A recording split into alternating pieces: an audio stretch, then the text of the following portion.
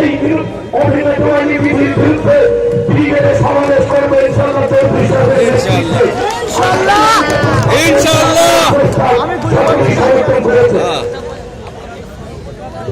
সময় অতি সংক্ষিপ্ত।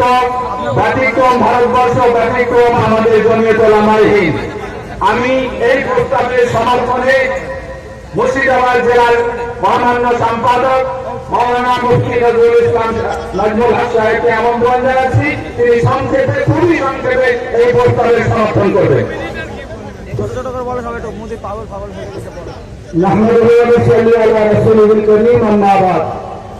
The Honorable President of State Jamiat Ulama Hind and Honorable another person and minister who has taken our seat, and we have come said to Muslim personal law.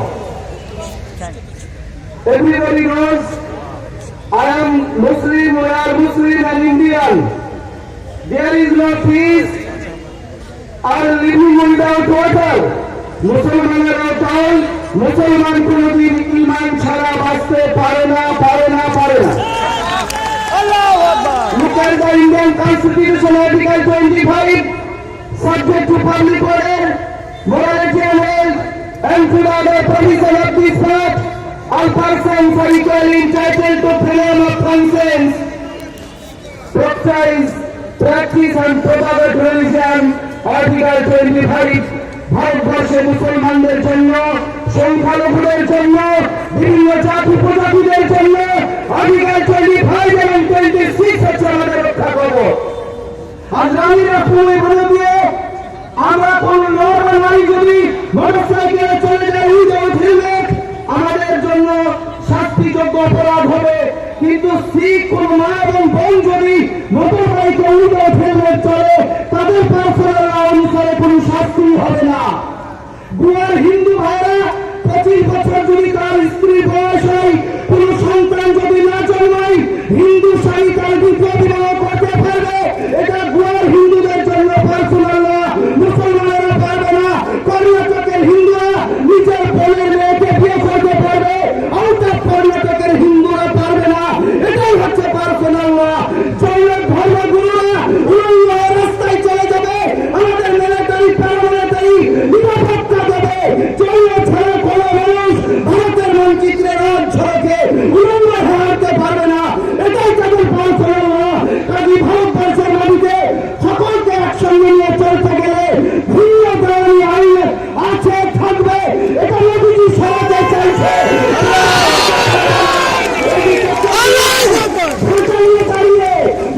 মানুষের সরকার তার সৈন্যদেরকে নিয়ে দাঁড়িয়ে, হারকে নিয়ে দাঁড়িয়ে ঢাকা দেওয়ার জন্য মোদীজি চুপ থেকে যান। শিক্ষা, সংস্কৃতি, ঐক্য, সংস্কৃতি বয়ান, সম্পর্ক থেকে বিসর্জন দিন। দলে দলে কান মিলে যেমন চৌধুরী সাহেবের নেতৃত্বে সাড়া দিয়েছি, আগামী 12 এবং 13 আজকের হিন্দু জীবন ইনশাআল্লাহ। ধন্যবাদ মুফতি নজরুল হক সাহেবকে। এরপরে আমি উত্তর চব্বিশ পরগনা জেলা সম্পাদক জনাব মৌলানা আরিফ বিল্লাহ সাহেবকে আমন্ত্রণ জানাবো। তিনি সংক্ষেপে এই প্রস্তাবের সমর্থনে বক্তব্য রাখবেন। আমি শ্রদ্ধার সঙ্গে নাম নিচ্ছি, আমাদের সামনে উপস্থিত হয়েছেন নগর উন্নয়ন মন্ত্রী, তার জন্য আমরা সাধুবাদ জানাচ্ছি। বেহাদ হাকিম সাহেব, আমরা আন্তরিক শ্রদ্ধা তার জন্য থাকছে। অনেক অনেক ধন্যবাদ। আজ জন্য কথা আমার পশ্চিমবাংলার পক্ষ থেকে।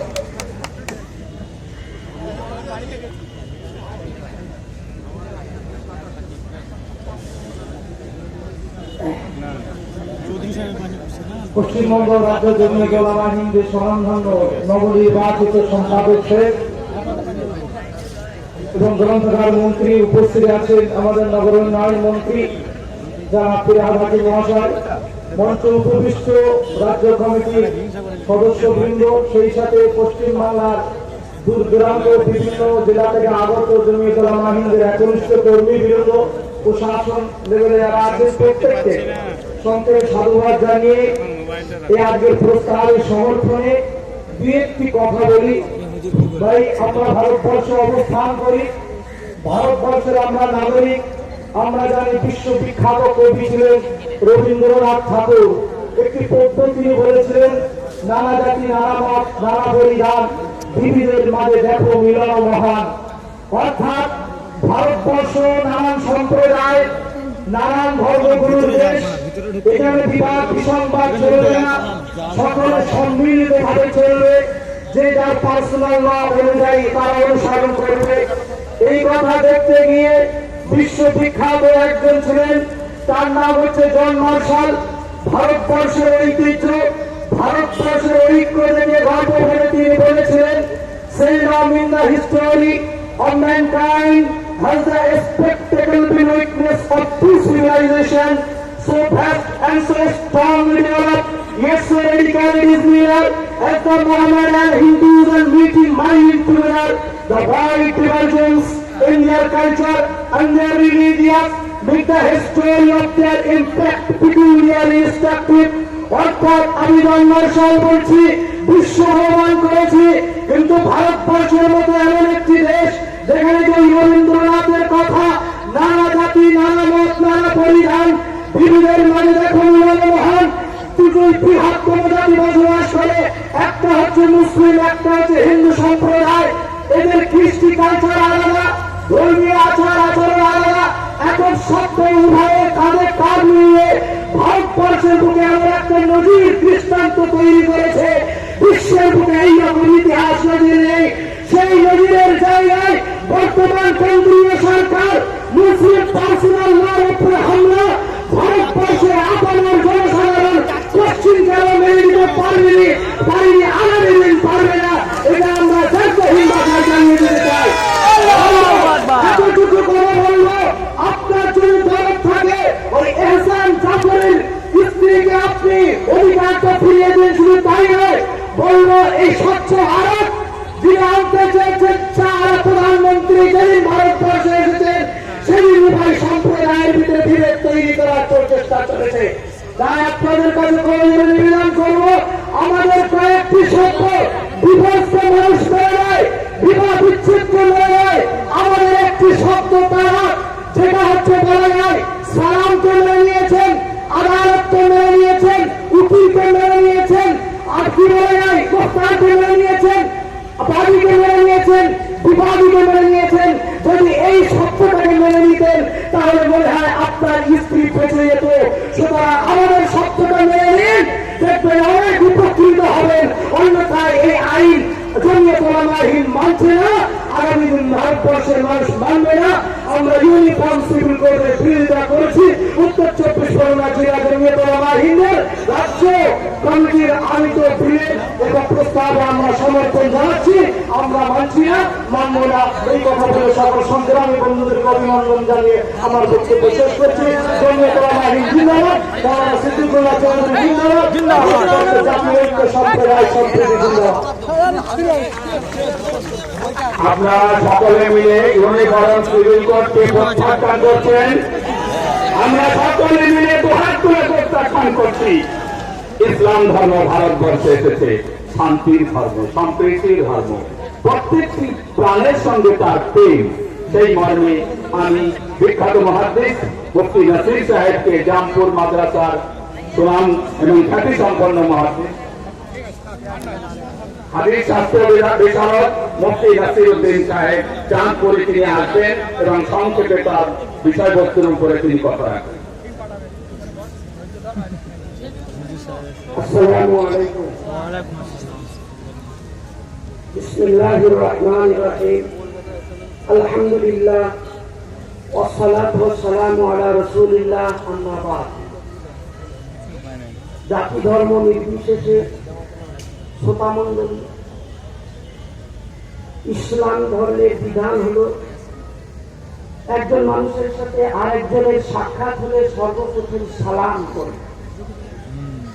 একজন বলে আসসালামু আলাইকুম, অপরজন বলে ওয়ালাইকুম আসসালাম। এই সালাম কথাটার মানে কি? এর মানে হলো শান্তি।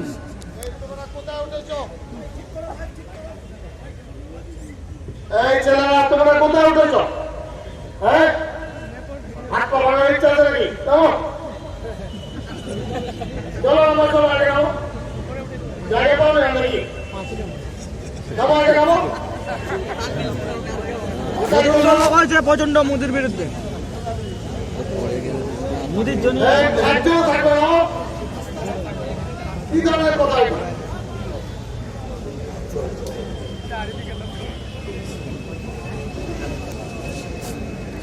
সালাম কথাটি মানে হলো শান্তি, শুধু শান্তি নয়, অফুরন্ত শান্তি।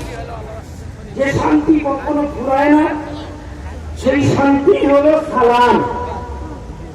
যে ধর্মের শুরু হলো শান্তি, অফুরন্ত শান্তি, সেই ধর্মের মধ্যে আবার অশান্তির বাতাবরণ তৈরি করা হচ্ছে। সেই ধর্মের ব্যাখ্যা অশান্তি রূপে পেশ করা হচ্ছে। এটা সাম্প্রদায়িকতা, এটা ইসলামকে নামজার ফলস্বরূপ আমাদের সামনে গজিয়ে ওঠা অপব্যাখ্যা।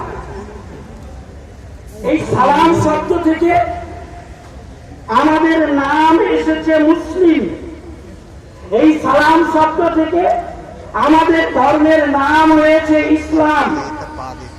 ইসলাম মানে শান্তি ধর্ম, মুসলিম মানে শান্তি দাতা। তাহলে কোন মুসলিম কি সন্ত্রাসবাদী হতে পারে? কোন সন্ত্রাসবাদী মুসলিম হতে পারে? আসলে সন্ত্রাসবাদীর কোন ধর্ম হয় না, আর কোন ধর্ম সন্ত্রাসবাদ শিক্ষা দেয় না। আমাদের আরেকটা পরিচয়, আমরা হলাম মুমিন। মুমিন শব্দটা আমন থেকে এসেছে।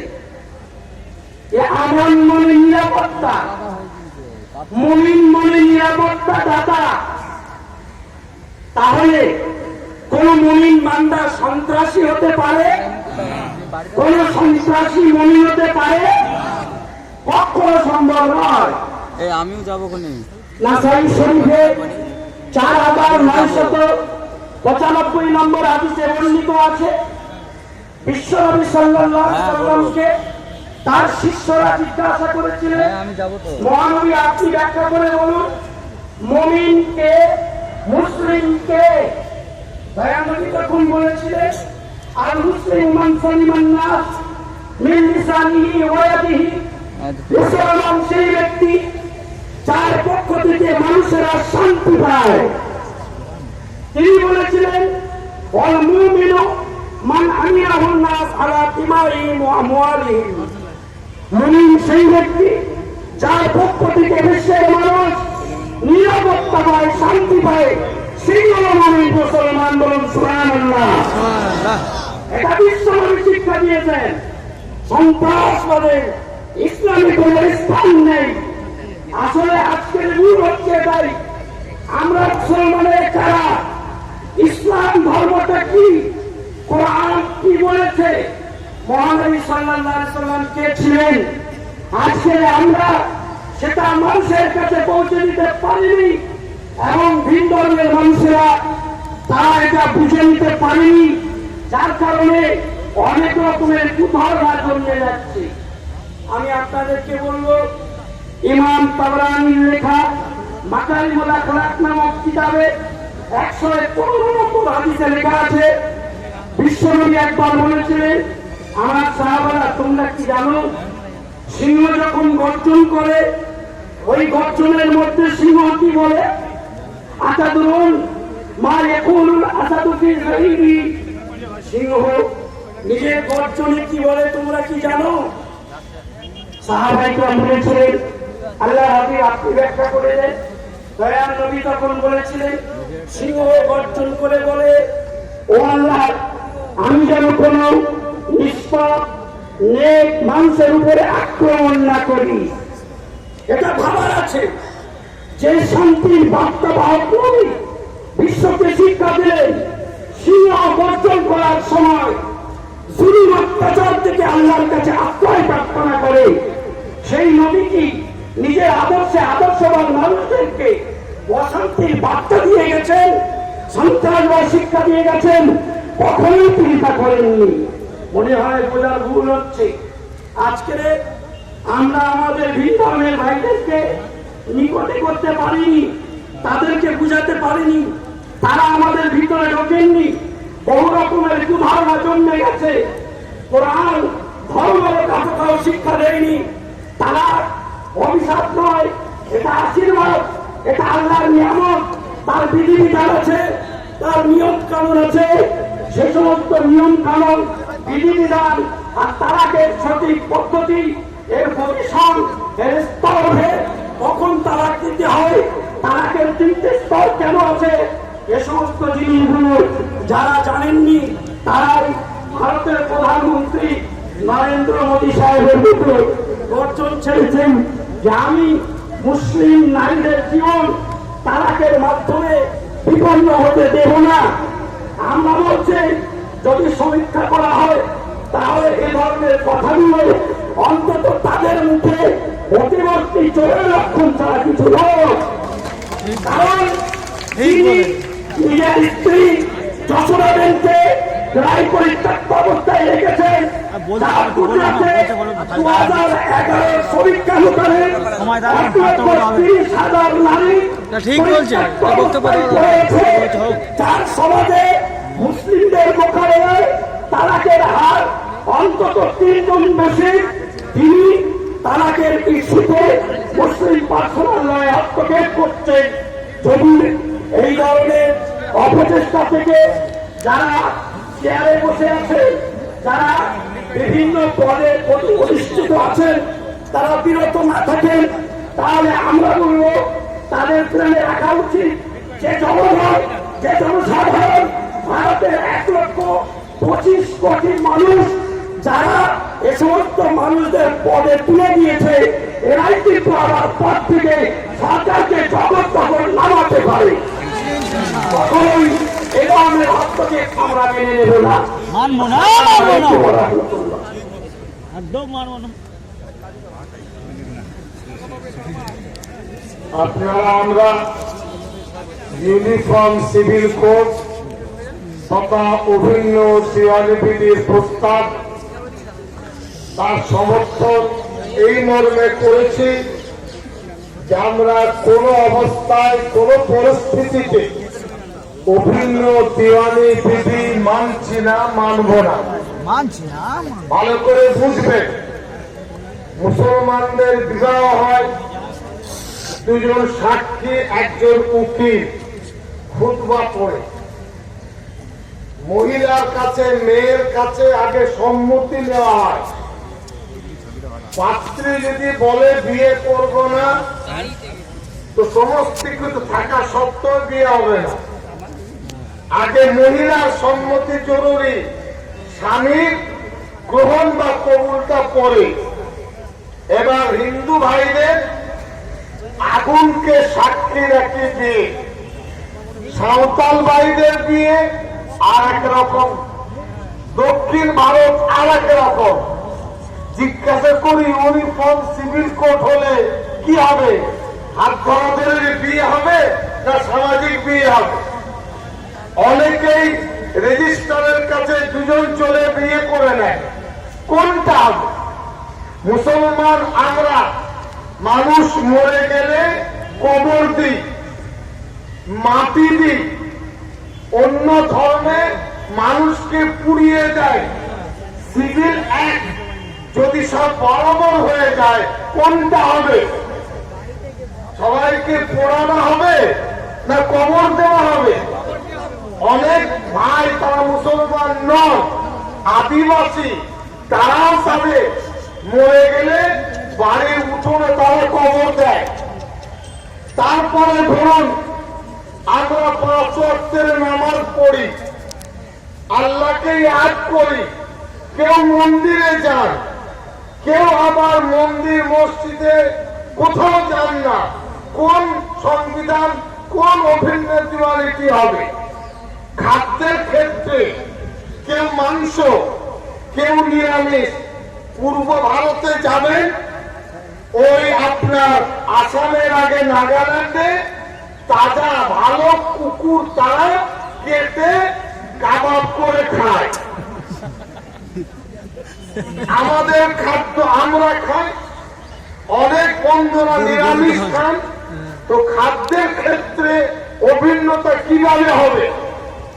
নিরামিষ হবে না আমিষ হবে, কুকুর হবে না ছাগল হবে, কে ঠিক করবে?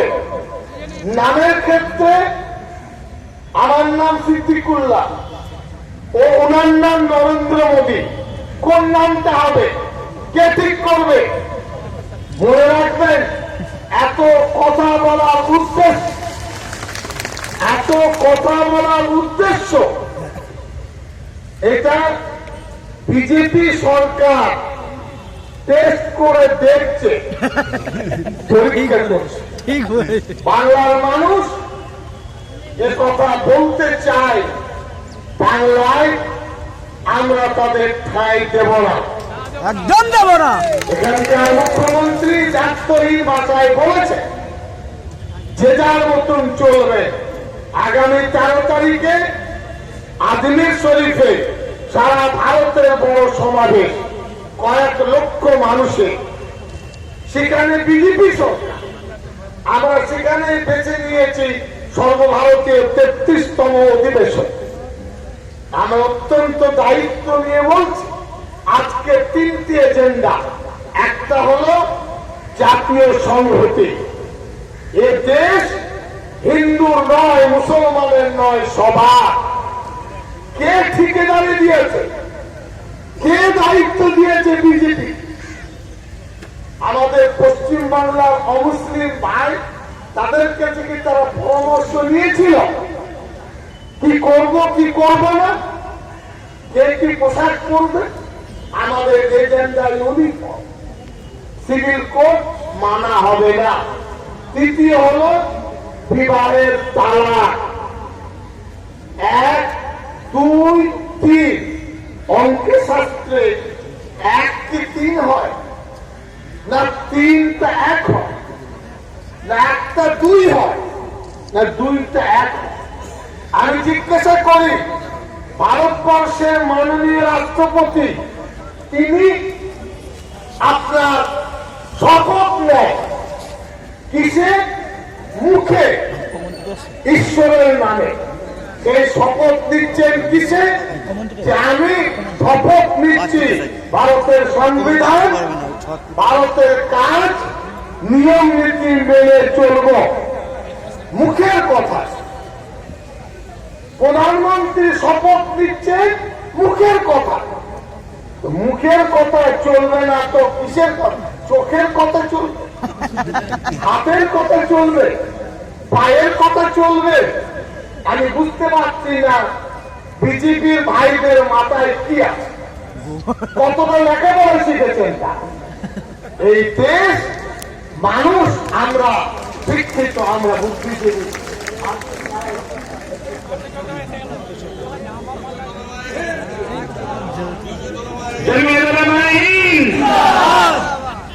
সেই সূত্রে আমি কথা বাড়াবো না বেশি।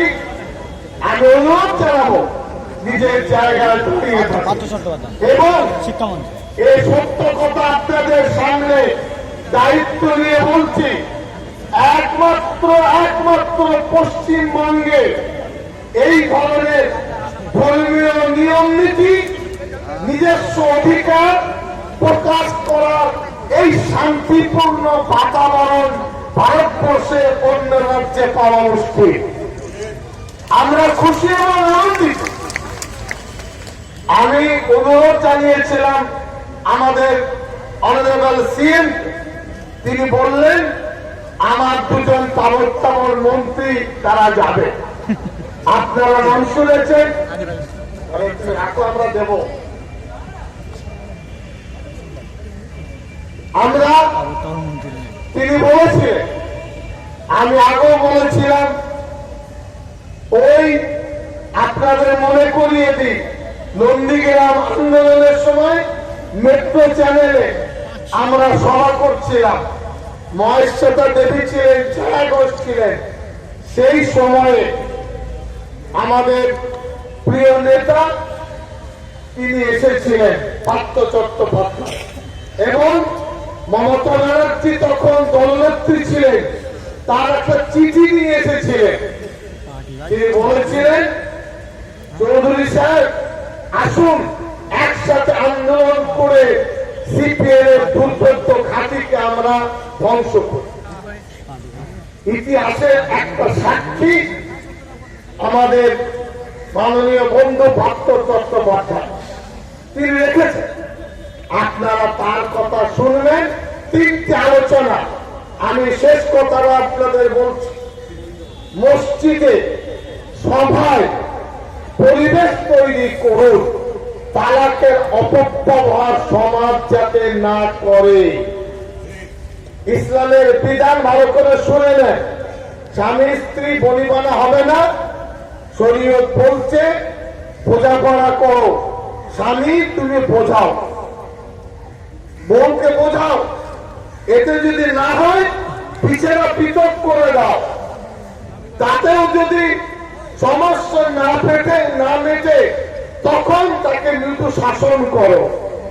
এতেও যদি না হয় উভয় পক্ষের অভিভাবক তারা বসুন। এই আপনার স্বামী স্ত্রীর মেলবন্ধন যাতে অটুট থাকে, রাস্তাকে ভালো করে তৈরি করুন। তাতেও যদি না হয় এক তালাক দিয়ে বিদায় করুন। জলদি তালাক, 3 তালাক। মনে রাখবেন, আল্লাহর কাছে সব থেকে বেশি অপছন্দনীয় মাকরু তাহরিমি। আল্লাহর কাছে কৈফিয়ত দিতে হবে। একটা নারীর অধিকার নিয়ে ভবিষ্যৎ নিয়ে চিনিমিনি খেলছ, খোদার দরবারে তোমাকে 10 বার কৈফিয়ত দিতে হবে। এই পরিবেশ আমরা তৈরি করব। আর কি ইউনিফর্ম সিভিল কোড আমরা মানছি না, মানব না। আর কি পশ্চিমবাংলা সহ ভারতবর্ষে সাম্প্রদায়িক সম্প্রীতি চোখের মনির মতো রক্ষা করবে। আর কি এই দেশ জাতীয় সংহতির দেশ আমরা মেনে চলব। এখন আপনাদের সামনে রাজ্যের প্রভাবশালী মন্ত্রী জনাব ফিরহাদ হাকিম সাহেব আসছেন। তিনি তার বক্তব্য আপনাদের সামনে রাখবেন। আমাদের তো তোলে, শুধু ওদের তুলে হবে। ওরা তো ওই স্টেজের হয়, আমরা এখানে আছি।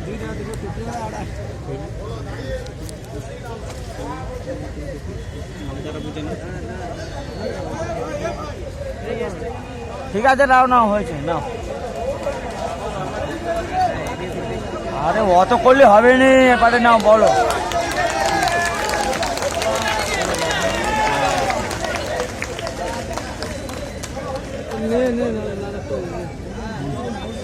নিয়ে এসে সমর্থন করছে।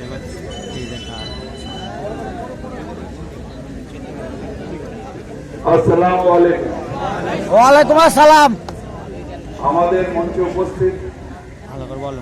আমার অত্যন্ত ঘনিষ্ঠ, আমাদের মন্ত্রিসভার অত্যন্ত বিশিষ্ট সদস্য সিদ্দিকুল্লাহ চৌধুরী সাহেব আছেন। আমাদের মন্ত্রিসভার আমাদের অত্যন্ত গুরুত্বপূর্ণ মন্ত্রী, আমাদের রাজ্যের শিক্ষামন্ত্রী, আমাদের নেতা পার্থ চট্টোপাধ্যায়, অন্যান্য বিশিষ্ট নেতৃবৃন্দ যারা মঞ্চে আছেন, এবং আজকে দূর দূরান্ত থেকে আমার ভাইয়েরা যারা এই বৃষ্টি উপেক্ষা করে এখানে এসে জমায়েত হয়েছেন এবং আমাদের মুসলিমদের যে অধিকার, সেই অধিকার রক্ষার লড়াইয়ে যারা সামিল হয়েছেন তাদের সকলকে ধন্যবাদ জানাই।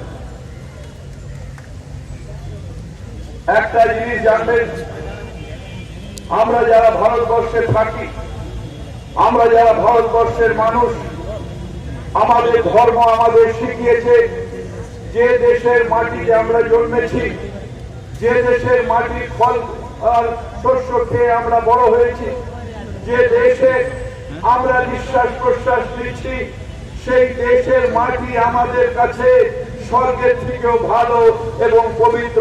তাই ভারতবর্ষ আমাদের কাছে স্বর্গের তুলনায়। এবং ইনশাআল্লাহ তাআলা আমরা প্রত্যেকে যারা এখানে আছি তারা খোদা তাআলার কাছে এটাই বারবার করে প্রার্থনা করি যে মৃত্যুর পরে যেন